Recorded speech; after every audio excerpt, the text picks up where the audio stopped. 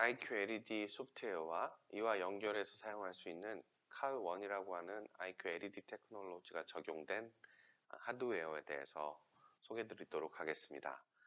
IQ LED 소프트웨어는 IQ LED 기술이 적용된 이미지 엔지니어링 사이의 하드웨어들을 제어할 수 있는 소프트웨어입니다. 해당 소프트웨어에서는 기본적으로 연결되어 있는 하드웨어에 대한 정보를 갱신을 하게 되고, 이 갱신되어 있는 하드웨어 정보를 토대로 해서 이 장비를 통해 얻어낼 수 있는 여러 가지 광원에 대한 정보들을 사용자가 입력 또는 편집할 수 있고요. 이 광원에 대한 정보를 어떤 밝기 단위별 스텝으로 생성을 할 수 있고, 이를 저장할 수 있고, 이를 다시 불러오고, 혹은 내가 원하는 광원들을 여러 가지 종류로 조합을 하여 그 조합을 반복되도록 그렇게 구성을 할 수 있습니다. 순차적으로 사용하는 방법을 알아보도록 하겠습니다. 먼저 하드웨어 쪽으로 들어가게 되면 어떤 장비가 연결이 되어 있고, 이 장비에 대한 특성들, 그리고 제가 미리 준비해 놓았던 어떤 이제 캘리브레이션 데이터를 근거로 하여 이 장비의 광원 특성을 스펙트럼으로 나타내게 되는 정보를 볼 수 있습니다. 그리고 장비를 사용하기 전에 충분히 예열을 할 수 있는 스타트 웜업 기능 같은 부분도 이 창 안에 포함되어 있습니다. 기본적으로 LED를 이용한 장비 같은 경우는 사용이 원활한 온도에 도달하지 않은 상태에서 사용할 경우에 성능이나 광량이나 혹은 기타 광원 특성 같은 부분에서 다른 특성이 나타날 수 있기 때문에 항상 지속적으로 이를 모니터링하고 이 범위에서 벗어났을 경우 계속적으로 보정을 해줄 수 있는 그런 기능이 필요합니다. 이렇게 해서 이제 광원에 대해서 우리가 지정을 해 주었고요. 지정을 해 주게 되니까 바로 달라진 부분이 무엇이냐면 스펙트럴 메저먼트라고 하는 이 그래프 상에 빨강색 바닥에 깔려 있는 무언가의 선들이 조금씩 움직이기 시작합니다. 지금 이 빨간색 선은 실제로 이 장비의 개구부, 열려 있진 않지만 발광부 쪽을 통해서 외부 광원이 들어간 현재의 적분구 내부의 광원 상태를 실시간으로 모니터링해서 결과를 보여주는 그런 창입니다. 현재 저 적분구 안은 20럭스 정도, 그리고 색온도는 약 4000K 정도, 뭔가 이제 천정에 설치되어 있는 조명이 빛이 새 들어가서 이런 값을 보이게 되는 거고요. 실내 조명을 껐을 경우에 약 4럭스, 5럭스. 아마 이거는 제 모니터의 밝기가 아닐까 싶습니다. 자, 모니터를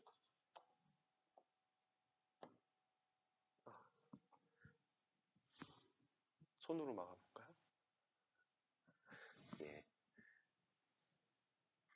자, 이렇게 되었을 경우에 거의 광원이 없는 환경으로 구성이 되게 되었습니다.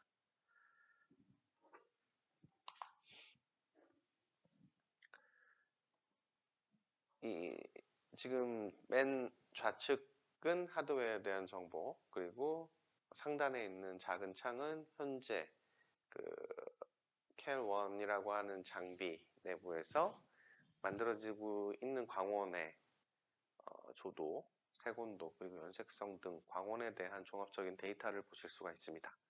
그리고 이 데이터를 좀 더 세분화하여 스펙트럴 메저먼트 그래프 형태로 보여지는 창이 있고요. 그 아래쪽에는 여러 개로 되어 있는 광원 채널을 사용자가 임의대로 조정할 수 있는 막대바 형태가 있습니다. 제가 지금 약 490 나노 정도에 위치한 광원을 임의대로 밝게 재현을 했더니 지금 화면에서 어떻게 보이는지 모르겠는데요. 눈으로 볼 때는 초록색 광원이 만들어지게 되었어요. 잠깐 불을 끄고 한번 확인해 볼까요? 화면에선 청록색 광원으로 보여집니다. 실제로도 청록색 광원이네요. 그리고 이 지금 만들어진 광원 같은 경우는 색온도가 45,000 켈빈 정도, 밝기는 649럭스 정도 데이터 값을 나타내게 됩니다. 실제 45,000 켈빈 정도의 자연적인 환경은 쉽게 만나보기 어려운 환경이라고 생각이 되고요. 제가 그렇다면 약 400, 한 20, 30 정도 파장, 420, 30 정도 나노메타에서 430 나노메타군요. 430 나노메타에서 발광이 되는 LED 광원을 강제 점등시켰고요. 눈으로 보일 때 굉장히 파란 광원이 만들어지게 되고, 이 광원은 지금 보시는 이 빨강색 선 형태의 스펙트럼으로 나타나게 됩니다. 지금 광원이 너무 단파장 광원이라 색온도는 계측이 불가한 상태고, 조도는 약 45럭스 정도. 그렇다면 붉은 쪽 파장, 지금 제가 제어한 부분은 670 나노메타 정도에 대한 파장 영역이고요. 휴대폰 화면을 통해서 보는 색상은 약간 다홍색으로 보여지지만 실제 제 눈으로 보는 색상은 칼라 체커 차트에 있는 붉은색 색상과 더 유사합니다. 신기하네요. 그러니까 이런 부분들을 테스트하기 위해서 사용하는 캘리브레이션 장비라고 보시면 될 것 같습니다. 눈으로 보이는 것과 카메라가 읽어드리는 값이, 물론 이제 이는 색상에 연관되어 있는 부분 쪽입니다. 얼마만큼 차이가 생기는지에 대한 부분을 살펴볼 수가 있습니다. 자, 모든 광원을 껐고요. 지금 이런 광원들은 어떻게 보면 제가 그냥 장난으로 뚝딱뚝딱 만들어내는 광원일 수밖에 없는 것이고, 무언가 기준에 맞춰져 있는 광원을 내가 사용을 하기 위해서는 우측에 있는 광원 설정 메뉴로 들어가면 됩니다. 자,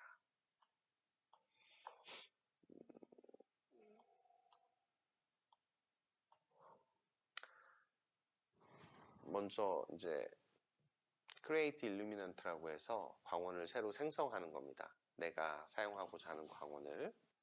자, 먼저 제가 만들어 놓았던 광원들은 먼저 삭제를 하고요. 새로, 자, 들어가게 되면은 기본적으로 CI에서 지정하고 있는 표준 광원에 대한 정보들은 모두 내장이 되어 있고요. 그리고 사용자가 측정한, 보시면 M1, M2, M3는 저희가 이제 스펙트로미터로 다른 곳에서의 광원을 측정한 데이터, 그 데이터를 미리 집어넣어 놓았습니다. 자, 제가 오늘 테스트를 A 광원이라고 하는 백열등 광원에 약 3000럭스, 맥스 3000럭스 기준으로 만들 수 있는 광원 종류들을 쭉 살펴보겠습니다. 자, 크리에이트 옆에 광원에 대한 지정, 그리고 이제 시작되는 밝기에 대한 정보, 이제 100럭스부터 해서 900럭스까지 있는데, 자, 900럭스부터 시작을 할게요. 그리고 스텝 사이즈라고 해서 900럭스부터 시작을 해서 몇 럭스 단위로 광원들을 서칭을 할 것인지에 대한 정보, 너무 많은 정보가 저에겐 필요 없기 때문에 지금 보시면은 50럭스로 맞췄을 때는 총 43개의 광원 종류를 생성할 수 있다라고 나오는 거고요. 자, 200럭스로 맞췄을 때는 간격을 그만큼 더 듬성듬성 내가 데이터를 뽑아내기 때문에 11개 종류의 광원을 만들어낼 수 있다라고 해서 정보를 알려주게 됩니다. 자, 여기서 Start Generation 버튼을 누르게 되면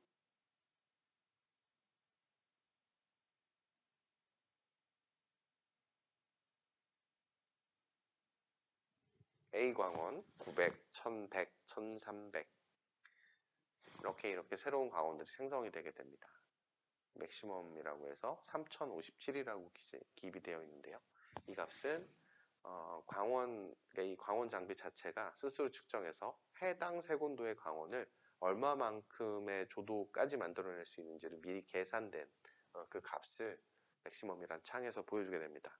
따라서 내가 가장 어두운 광원 부분 그리고 가장 밝은 광원 부분에 대해서 이제 지정이 되어 있기 때문에 그 안에서 얼마만큼의 간격으로 광원들을 만들어낼 것인지에 대해서 정보를 보실 수가 있게 됩니다.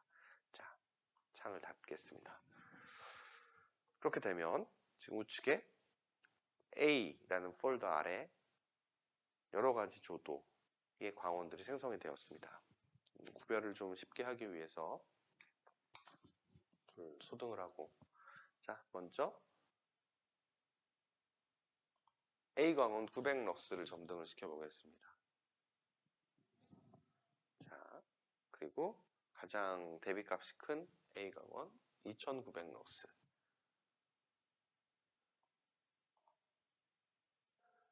제가 이 광원 버튼을 클릭을 했을 때 달라지는 부분이 무엇이 있냐면 그래프 상에서 붉은색, 빨강색으로 표시되어 있는 선은 실제 A 광원이 가지고 있는 스펙트럼 데이터이고요. 그리고 약간 그 자주색 형태로 해서 약간 그 굴곡이 있는 형태의 스펙트럼이 해당 광원 장비로 실시간으로 만들어내고 있는 광원의 스펙트럼입니다. 정확하게 일치하는 게 사실 가장 좋겠지만 정확히 일치할 수는 없고 최대한 그 광원을 유사하게 재현하는 데 목적이 있습니다. 저는 여기에서 A 광원 900과 2900 두 가지를 사용을 하고 나머지 것들은 일단 지우겠습니다. 정보가 너무 저에게 많이 있기 때문에 다시 광원을 켠 상태에서 자, 이제 새로운 광원을 한번 만들어 보겠습니다. 자, A 광원이 아니라 이번에는 데일라이트 6500 광원을 찾아보도록 하겠습니다. 자, D65 광원 마찬가지로 11개의 맥시멈 6100 럭스 정도까지 만들어낼 수 있는데 11개의 광원을 만들어낼 수 있다라고 나와 있습니다. 자, 광원 생성을 해보겠습니다. 실제로 여러분들한테 보여드리기 위해서 지금 불을 켠 상태에서 작업을 하는데 정확한 데이터를 얻기 위해서는 외부 광원을 차단을 하는 것이 좋고 그러기 위해서는 어두운 환경에서 테스트하는 것이 보다 더 정확한 결과를 얻는 데 도움이 될 것입니다. 제가 지금 하고 있는 작업은 이따가 보여드릴 테지만 어떤 내가 원하는 광원들을 반복적으로 재현을 하는 그 작업을 제가 이제 수행하기 위해서 미리 사전 작업을 하는 거라고 보시면 될 것 같아요. 마찬가지 65도 이렇게 900부터 2900까지 데이터를 얻게 됐고요. D65 광원도 저는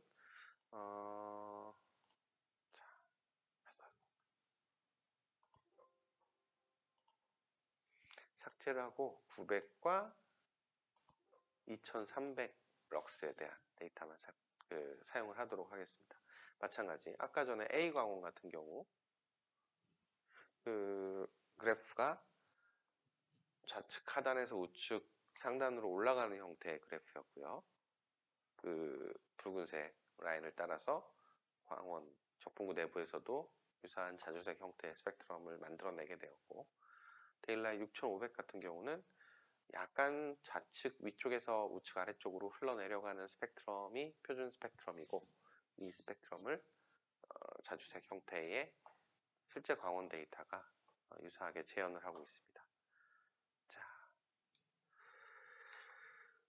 일단 A 광원하고 D65 광원 두 가지를 만들게 되었고요.